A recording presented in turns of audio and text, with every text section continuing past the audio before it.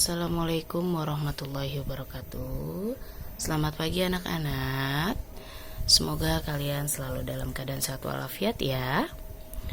Masih puasa kan?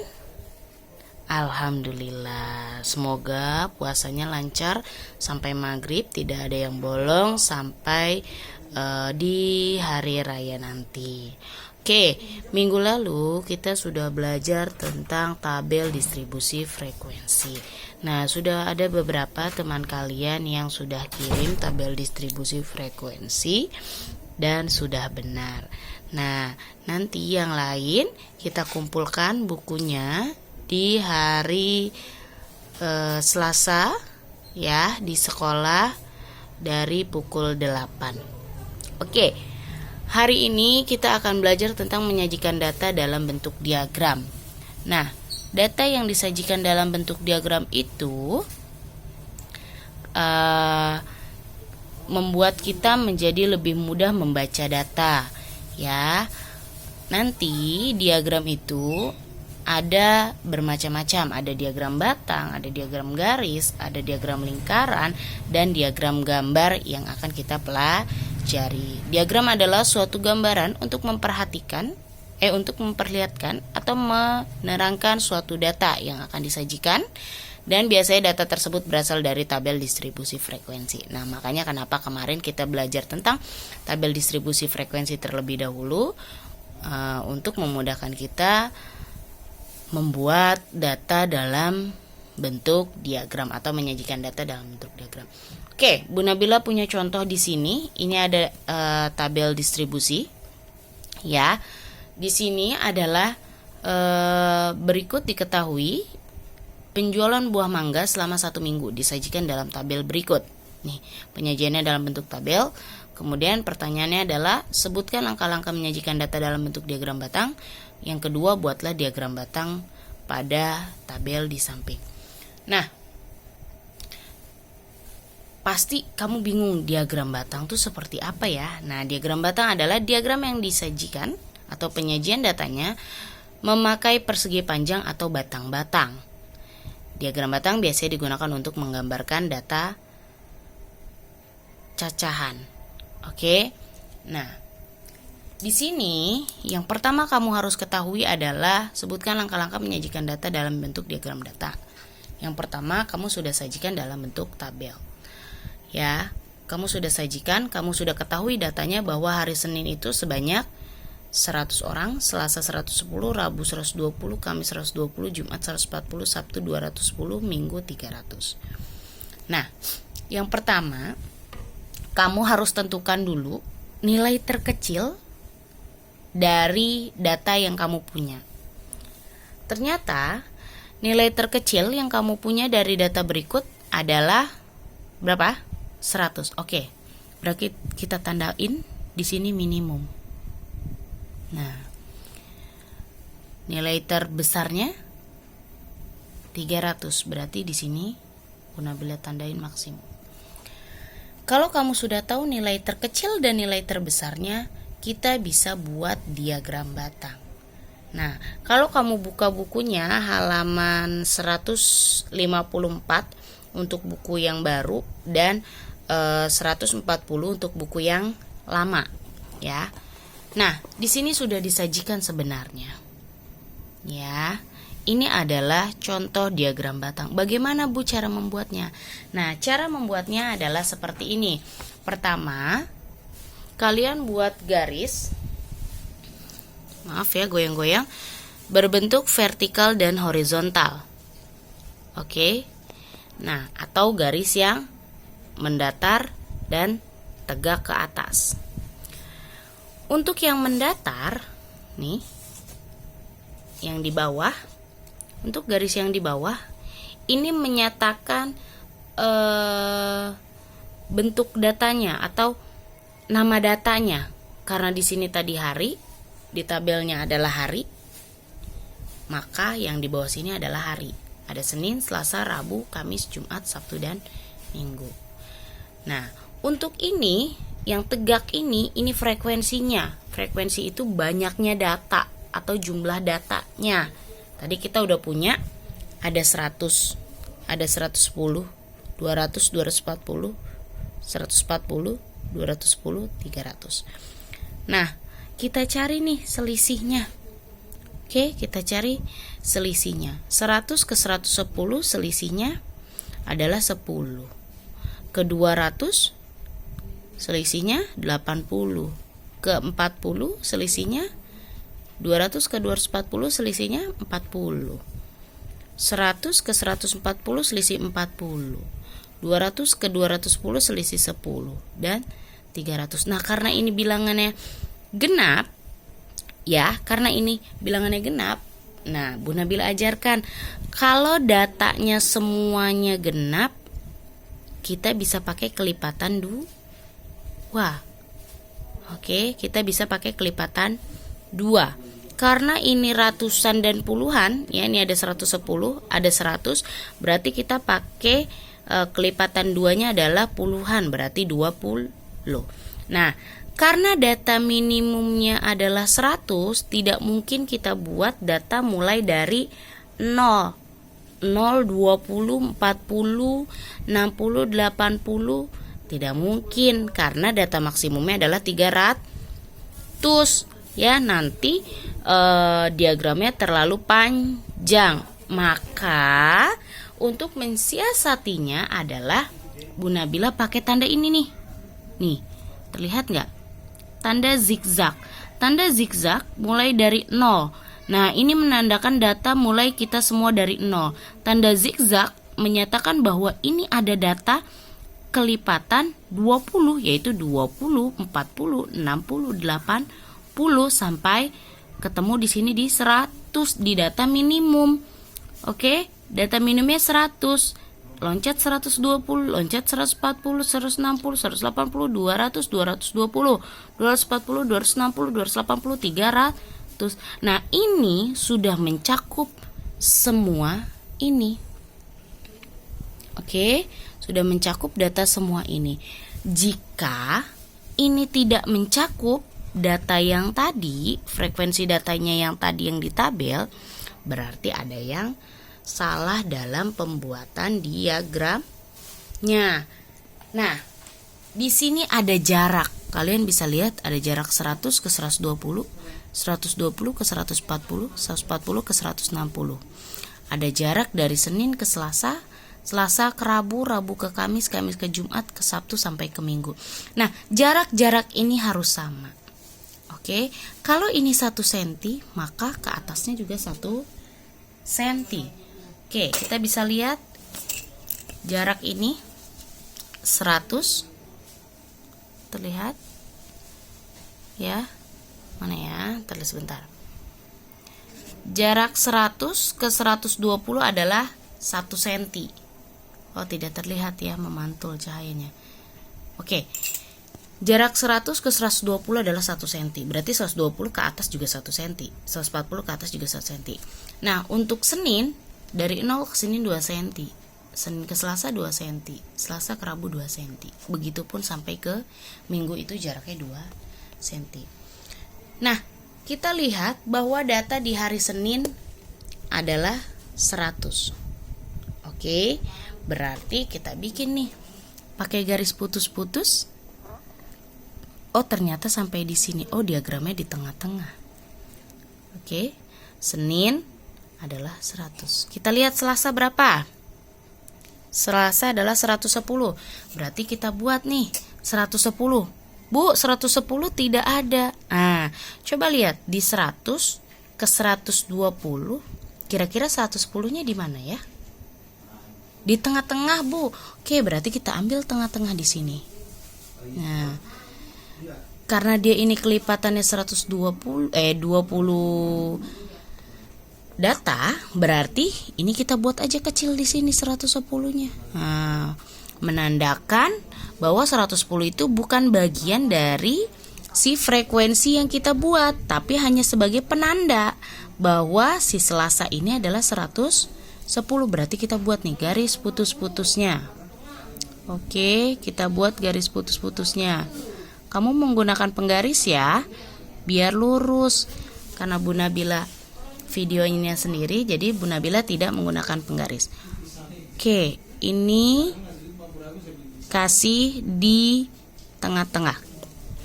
Di tengah-tengah hari Selasa. Nah, ini sejajar. Nah, ini sejajar dengan si tanda 110. Rabu ada di 200, berarti Rabu nanti ada di sini 200. Nah, Rabu 200. Berarti kita buat garis putus di Rabu. Oke. Nah, ini Rabu. Bunda Bila sudah buat garis putus-putus dan garis tegaknya atau si persegi panjang yang tadi kita sebut dengan batang-batang. Nah, kalau sudah seperti ini kita garis. Ya. Ini kita garis. Nah, sejajar dengan garis putus. Bu, kenapa kok garisnya putus-putus? Garis putus-putus menandakan sebagai garis bayang. Kalau kalian tidak buat putus-putus, berarti garisnya itu ada. Tapi kalau garis putus-putus di matematika itu sebagai tanda bayang, ya, sebagai garis bayang. Nah, yang sudah selesai, Bunda boleh contohkan di sini. Di Kamis ada 240, di Jumat ada 140. Di hari Sabtu ada 210, berarti di tengah-tengahnya sini antara 200 dan 220. Nah, kalau sudah bisa membuatnya di sini, kalian perlu lihat ada tanda panah ke arah kanan dan ada tanda panah ke arah atas. Tanda panah itu menandakan bahwa data tidak berhenti sampai di sini. Artinya, si frekuensi ini bisa terus nambah atau si data ini nanti bisa terus nambah. Ya, ini adalah cara membuat diagram batang. Ya. Oke, ini adalah cara membuat diagram batang. Nah, yang kita akan pelajari minggu ini adalah diagram batang dan diagram garis. Bu, kenapa langsung dua, diagram batang dan diagram garis? Karena langkah-langkah pembuatannya itu sama. Ya, langkah pembuatannya itu sama. Yang membedakan hanya si batangnya dan si garisnya nanti. Ya, hanya si batang dan si garis. Bu, bagaimana kalau yang diagram garis? Oke, diagram garis kamu bisa lihat bukunya di halaman 158 untuk yang baru, dan untuk yang buku lama ada di halaman 143. Oke. Nah, di sini ada contoh. Pak Amin mempunyai kebun pisang. Setiap tahun Pak Amin mencatat hasil panen pisangnya selama 6 tahun. Ternyata data yang terkumpul adalah mulai dari tahun 2011 yang dipanen adalah 14 kuintal, 2012 yang dipanen adalah 18 kuintal, 2013 yang dipanen adalah 24 kuintal, 2014 yang dipanen adalah 26 kuintal, 2015 adalah 30 kuintal, dan 2016 adalah 32 kuintal.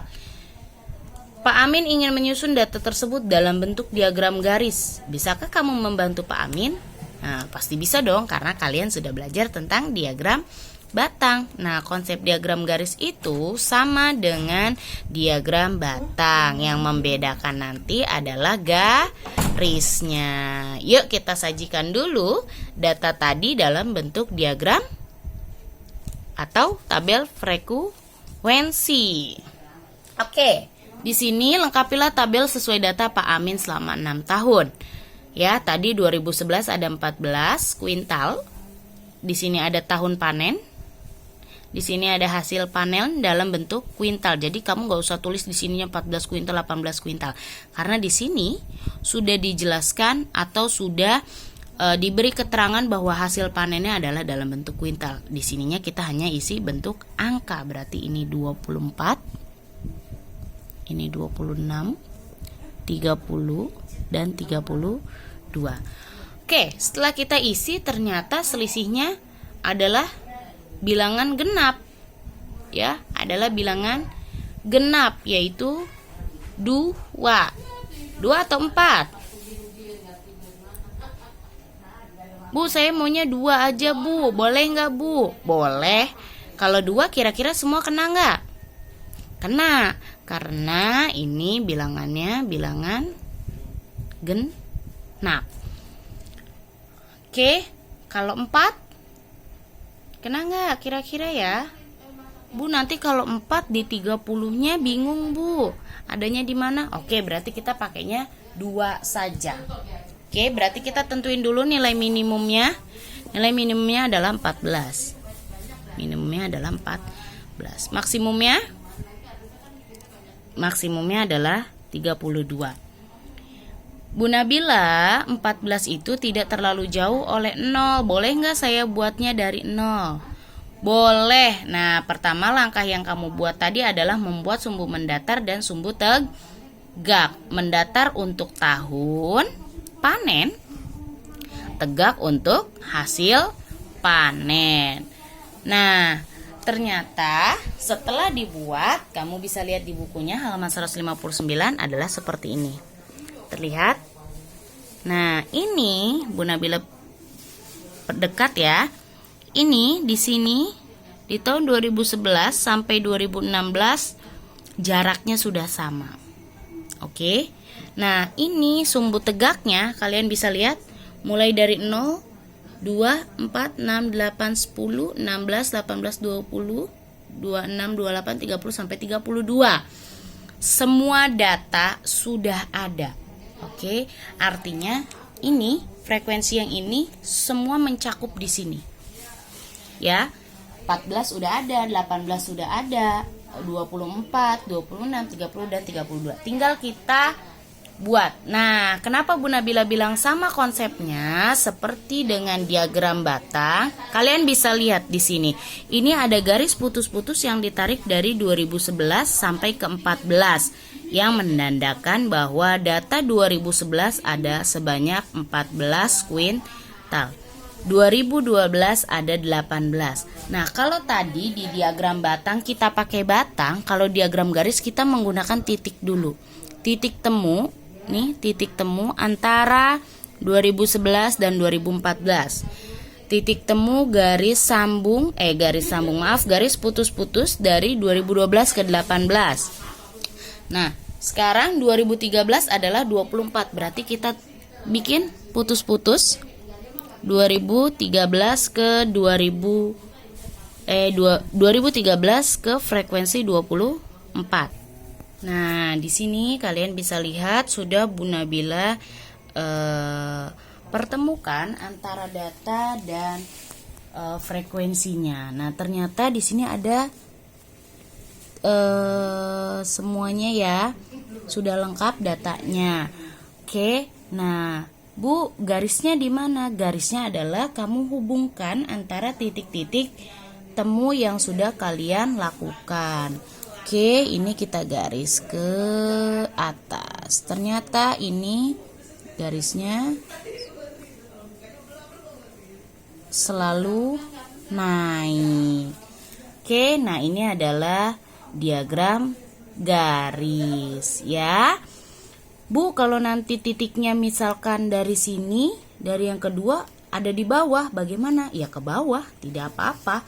Berarti dia datanya menurun. Tetapi data hasil panennya si Pak Amin ini selalu naik, selalu meningkat ya. Nah, itu adalah contoh diagram garis. Nah, ini kalian bisa lihat, ini juga ada contohnya. Diagram garis ini datanya meningkat, ini menurun, meningkat lagi, menurun. Ya, jadi tidak selalu meningkat dan tidak selalu menurun. Jadi boleh meningkat, boleh menurun datanya sesuai dengan data yang disajikan. Oke, untuk hari ini itu saja kita belajarnya tentang diagram batang dan diagram garis. Nah, untuk latihannya silakan kalian buka di halaman 155 ya. Dua data ini kamu sajikan dalam bentuk diagram batang. Oke, berarti nomor 1 dan 2 kamu sajikan dalam bentuk diagram batang. Nah, kemudian satu lagi nih, 1, 2 dan 3. Oke, berarti ada 3. 1, 2, dan 3 kamu buat diagram batang.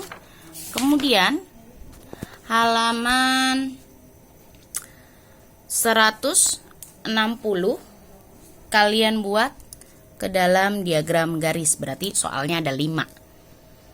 Bu Nabila, soalnya ditulis atau tidak? Soalnya tidak usah ditulis, kalian boleh langsung menggambarnya. Ya, boleh langsung menggambarnya. Nah, untuk diagram garis juga, nanti kalian bisa menggunakan zigzag seperti ini apabila jarak dari nolnya itu terlalu jauh. Ya, contohnya yang ini. Ya, ini yang ini. Ini jarak dari nolnya terlalu jauh ke 70 karena nilai maksimumnya 70. Jadi kalian boleh menggunakan zigzag, nilai pertamanya nanti 70 dan nilai di terakhirnya lebih dari 95. Tidak boleh kurang dari 95. Nah, yang ini karena nilai minimumnya adalah 14 dan maksimumnya 34, berarti boleh dari 0. Kayak contoh yang tadi Bu Nabila lakukan. Ya, yang ini 5, 20, 15. Boleh menggunakan kelipatan 5.